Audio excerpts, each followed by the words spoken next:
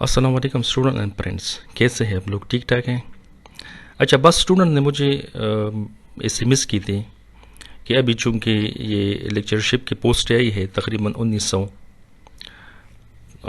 Public service commission के through, तो उन्होंने कहा था कि कुछ इसके बारे में कुछ टिप्स दे दे। तो मैं कुछ टिप्स, कुछ मेरा जो पर्सनल एक्सपीरियंस है इसके बारे में वो आपके साथ शेयर करूंगा।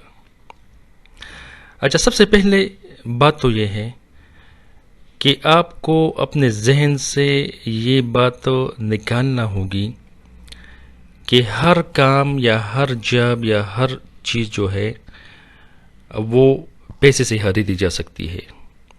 आपके जहन में ये होगा कि बस रिश्वत दे के आप पोस्ट जो है वो ख़रीद सकते हैं। लोग भी इस किस्म की बातें करते हैं और ये लोग सिर्फ आप लोगों को डिस्करेज करने के लिए सब कुछ करते हैं। उसको कुछ पता भी नहीं होता, लेकिन फिर भी वो इस चीज़ों के बारे में बस ऐसी बातें करते हैं जैसे वो ये सब कुछ ये लोग कर रहे हैं। तो आपने इन सब बातों को बिल्कुल बालाताक रख कर आपने इसके लिए तैयारी शुरू करनी है, और ऐसी तैयारी कि आप जो आपका जो कंसेप्ट है ना वो क्लियर हो। ये क्लियर कंसेप्ट आपके जो टेस्ट है उसमें भी काम आएगा, और यही क्लियर कंसेप्ट आपका इंटरव्यू में भी बहुत काम आएगा। लेकिन अभी हम जो है ये सिर्फ टेस्ट के बारे में बात करेंगे। तो सबसे पहले जो MCQs होते हैं ना, तो MCQs का मकसद ये होता है कि आप लोगों का कंसेप्ट क्लियर है या क्लियर नहीं है। ठीक है, आप MCQs देखेंगे मुख्तलिफ बुक्स में, आप उसको रटा कर लेते हैं। रटा करने की कोई ज़रूरत नहीं है। जो इम्पोर्टेंट टॉपिक्स है जिससे यही MCQs आती है, आप लोगों ने वही टॉपिक्स को पढ़ना है और उसको ऐसा पढ़े कि आपका उसके बारे में जो कंसेप्ट है वो क्लियर हो जाए।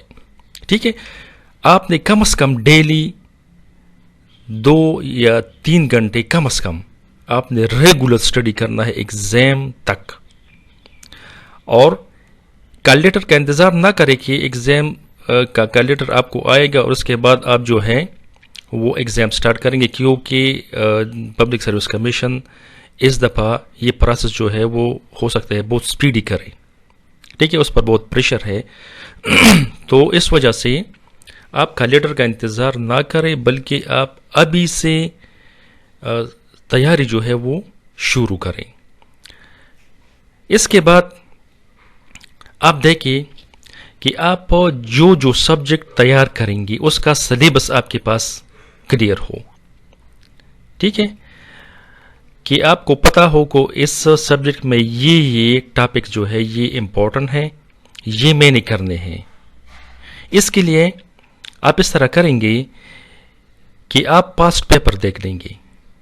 ठीक है, 2-3 जो पेपर है, मतलब ये है कि 2020 में जो पेपर आए थे, 19 में आए थे, 18 में आए थे, इस तरह के पेपर्स आप देखकर उससे आप अंदाज़ा लगा सकते हैं कि आपके जो सब्जेक्ट है उसमें इम्पोर्टेंट टॉपिक्स जो है वो कौन कौन से हैं, जो इम्पोर्टेंट साइट्स हैं उसका पता आपको उस पेपर के पढ़ने के बाद आपको उसका अंदाज़ा हो जाएगा।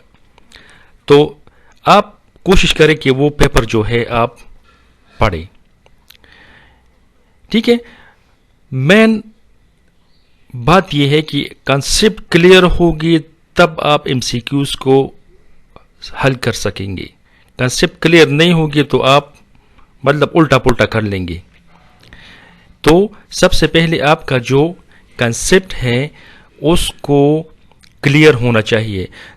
और एक बात और ये है कि जो स्टडी आप करें और आप कोई नई चीज़ आपके सामने आ जाए तो आप उसको अंडरलाइन करें या शेडेड करें कि वो फिर आपको याद हो, आप जल्दी उसको देख सके। बुक में जहाँ भी वो है उसको आप अंडरलाइन ज़रूर करें। اور ایسے لوگوں سے جو آپ کو ڈسکریج کرے، پلیز اس کے پاس آپ نہ جائے، اس سے مشورہ نہ کرے، ان کے پاس بیٹھی بھی نہیں، اور اپنا ٹارگٹ مائنڈ میں یہ بنائے کہ مجھے ایٹ لیسٹ 75 مارکس جو ہے وہ اس ٹیسٹ میں دینا ہے، کیونکہ اس میں تقریباً 80 مارکس جو ہے وہ سبجیکٹ کے آتے ہیں، 20 جو ہے وہ جرنل ہوتے ہیں، تو زیادہ مارکس آپ سبجیکٹ سے کور کر سکتے ہیں. تو کوشش کریں کہ آپ کا جو سبجیکٹ بالکل پریپیئر ہو، تو آپ زیادہ سے زیادہ مارکس جو ہے وہ لے سکیں گے. اور آخری بات یہ ہے کہ آپ تکا میتھڈ جو ہے اس کو آپ اگنور کریں، کہ آپ تکا لگائیں گے، تکا لگانے سے آپ کا مارک جو ہے وہ نیگیٹو میں چلی جاتا ہے، کیونکہ اس میں نیگیٹو مارکنگ ہوتا ہے، تو اس وجہ سے آپ کے جو مارکس ہیں، اگر آپ کا ایم سی کیو غلط ہو گیا تو اس کے بدلے آپ سے جو مارکس ہوتے ہیں وہ نیگیٹو مارکنگ ہوتی ہے، تو آپ سے مارکس جو ہے وہ مائنس ہو جاتا ہے. تو کوشش کریں کہ بلائنڈلی تکا میتھڈ جو ہے وہ اپلائی نہ کریں، کسی چیز پہ کلیئر ہو تو کریں، کلیئر نہ ہو تو کوشش کریں، اگر کوشش کرنے کے بعد بھی وہ کلیئر نہ ہو جائے تو اس کو چھوڑ دیں، بلائنڈلی اس کو تکا نہ لگائیں. ٹھیک ہے. پھر چونکہ میرا مقصد یہ ہے کہ میں آپ کو اکنامکس کے سبجیکٹ کے بارے میں تھوڑا سا جو ٹاپکس ہیں امپورٹنٹ یا سبجیکٹ ہیں امپورٹنٹ اس کے بارے میں آپ کو بتا دوں.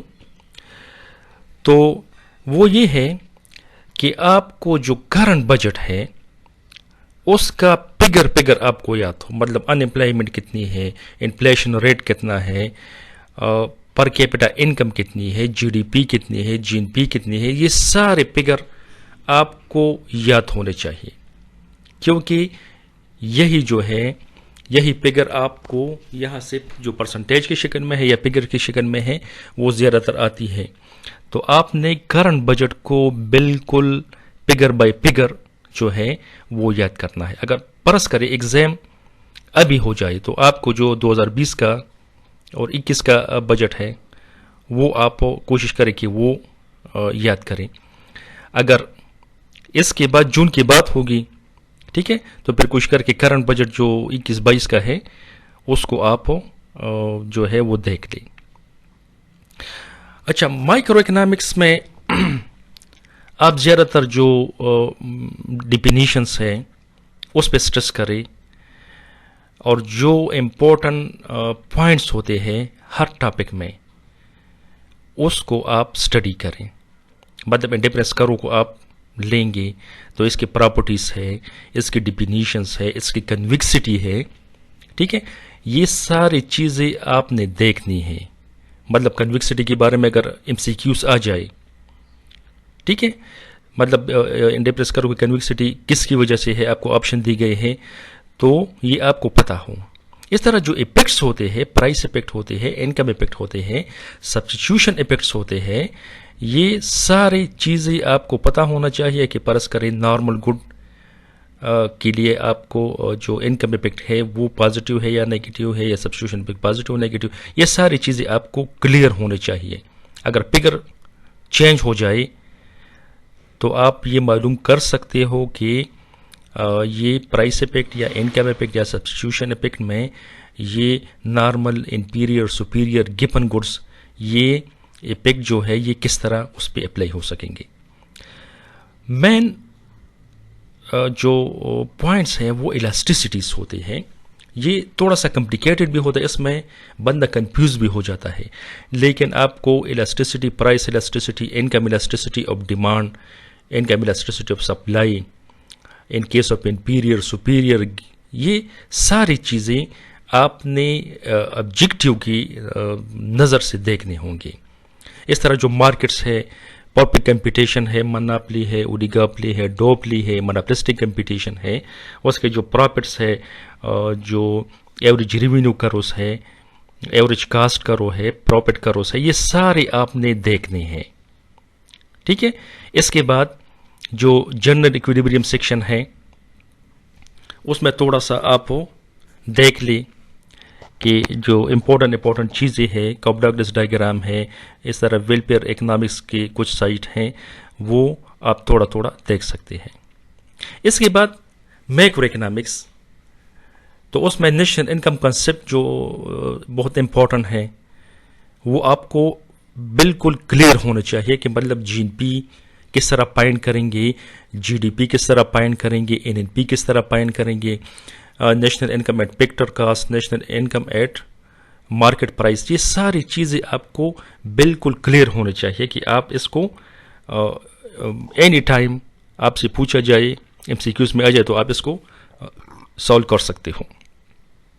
پھر ہے ڈٹرمنیشن آف انکم، جو اس میں ایم پی سی وغیرہ ہے، ایم پی ایس ہے، یہ اے پی سی ہے، اے پی ایس ہے، اس کو کس طرح پائنٹ کریں گے. یہ demand for money, supply of money, inflation وغیرہ، یہ سارے چیزیں جو ہے آپ کو بالکل کلیئر ہونا چاہیے، آپ کا کنسیپٹ کلیئر ہونا چاہیے.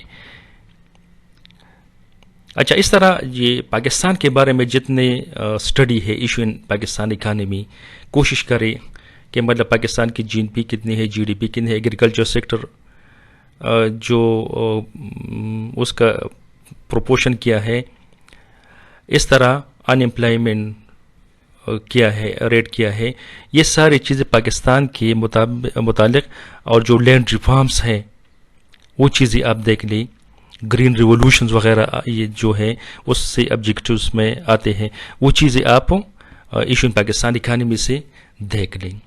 اس کے بعد پبلک فائنانس آتا ہے اور انٹرنیشنل اکنامکس. تو کوشش کریں، آپ لوگ کوشش کریں کہ جو بیسک سبجیکٹس ہیں، مطلب جو میکرو تھرڈ ایئر اور فورتھ ایئر میں ہے نا، اس میں پبلک فائنانس بھی ہے، اس میں مانیٹری اکنامکس بھی ہے، اس میں انٹرنیشنل بھی ہے، اس میں ڈیولپمنٹ اکنامکس بھی ہے. کوشش کریں کہ وہ بالکل آپ پوائنٹ ٹو پوائنٹ جو ہے اس کو دیکھ لیں اور اس پہ اپنا کانسیپٹ جو ہے وہ کلیئر کریں. اگر ٹائم ملا تو پھر آپ ان سے آگے جو ہے دیکھ سکتے ہیں، اگر ٹائم نہیں ہے تو آپ اس طرح کریں کہ وہ چیزیں مائکرو اکنامکس اور میکرو اکنامکس جو تھرڈ ایئر فورتھ ایئر کے کورسز ہیں وہ آپ دیکھ لیں. اس کے علاوہ اگر اکنامیٹکس کا کچھ نہ کچھ آپ کو پوائنٹس کلیئر ہو، ہوموسیڈاسٹسٹی، ہیٹروسیڈاسٹسٹی وغیرہ، تو یہ چیزیں بھی، اس کی ڈیفینیشن، جو سملٹینیس ایکویشنس ہیں، یہ ساری چیزیں، ریزیڈولس ایپیکٹس وغیرہ، یہ سارے آپ کو کچھ نہ کچھ اس کے بارے میں نالج ہونا چاہیے. ہو سکتا ہے کہ اکنامیٹکس سے بھی اس میں جو پیپر ہے اس میں کچھ نہ کچھ آ جائے. لیکن آپ لوگوں نے یہ بات ذہن میں یاد رکھنی ہے کہ آپ لوگوں نے صرف تیاری کرنی ہے اور کسی کی بات کو نہیں دیکھنا ہے کہ آپ کو لوگ کہتے ہیں کہ یہ ہے وہ ہے. بس تیاری کریں، باقی اللہ جانے، اس کا کام جانے. ٹھیک ہے؟ اگر کوئی بلائی آپ کرے، کوئی آپ کو کہے کہ اللہ آپ کا بھلا کرے، بس وہ بلائی آپ کی جو ٹیسٹ، جو انٹرویو میں آپ بیٹھیں گے، اس وقت وہ بلائی آپ کے کام آئے گی. اور یہ میرا پرسنل ایکسپیرینس ہے کہ وہی بلائی میری ہر جگہ کام آئی، کیونکہ میں نے 3-4 پوسٹ جو ہے وہ تبدیل کی ہے، اور میرا تعلق بالکل ایک غریب، ایک پور گھرانے سے ہے. ابھی بھی پہلے بھی اس طرح تھا. تو مجھے جو جاب ملی ہے اللہ کے فضل و کرم سے، وہ نہ میں اتنا ٹیلنٹڈ ہوں، بس اللہ کے فضل و کرم سے ملی ہے. محنت کیا ہے پوسٹ کے لیے. تو آپ محنت کریں اور فیصلہ اللہ پہ چھوڑیں. میں اپنے اسٹوڈنٹ کو بعض اوقات یہ بات کہتا ہوں کہ آپ سی سس اور پی مس کے لیے ضرور تیاری کریں.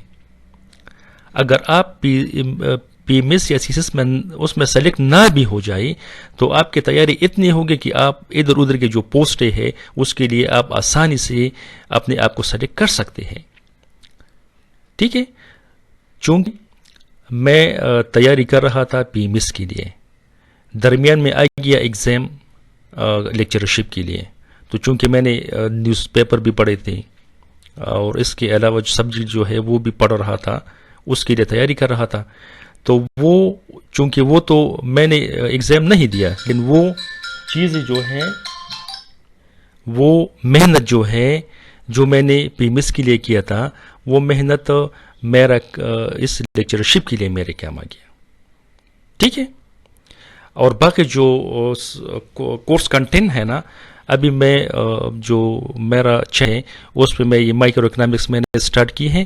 آپ وہاں سے بھی کچھ نہ کچھ ہیلپ لے سکتے، کیونکہ میں وہاں امپورٹنٹ ٹاپک جو ہے وہ ابھی کروں گا، تو اس سے بھی آپ مدد لے سکتے ہیں. تھینک یو جی. اللہ حافظ.